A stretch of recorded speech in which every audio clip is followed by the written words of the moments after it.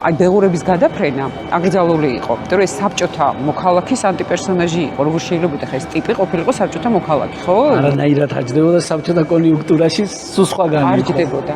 და ეს იყო მართლაც რევოლუციური ფილმი, რომელიც სტუდენტური ფილმი უნდა ყოფილიყო და ნუ რა მასშტაბიც მიიღო, ყველამ კარგად ვიცი და გუჯა ბურდულის მე ეს თემა, ეს ფილმი შემოიდო იმაში, შემოდეს აკრძალული ფილმების თაროზე და რომ მოვიდა გორბაჩოვი და მისი ცოლი რაისა დაიწყეს გვაჩვენე თუ აი თაროზე შემოდებული ფილმების ესაო რა სიაო და ნახეს ეს ბეღურების გადაფრენა და მაშინ მახსოვს რაისამ თქვა გორბაჩოვის ცოლმა რომ აი კაცია გუჯაზე და ის მაშინ ვერ იგებდა ხალხი ესა კაი კაცი აი კაი ეს კარგს ნიშნავდა თუ ცუს ნიშნავდა უკვე სუდათავარი ჩვენი საქმე თუ კარგად არის და მე უკვე რომ ეს წავიდა და ეს საბჭოთა კავშირს დოსტით არეკეს ქართულ ფილმში რომ არიქა გაგიჟდენ ფილმზე და აბა დავიწყოთ და ხელახლა ამოვქაჩო და გამოვიდეს და ვნახოთ და რაღაცა და მე კანშიც ამან კიდე ახალი სიცოცხლე მისცა და აი რამ ხელა მნიშვნელობა ქონდა მაშინდელ სისტემას. ანუ რაისას უნდა ვუმადლოდეთ რომ ეს ფილმი გამოვიდა. ხო აი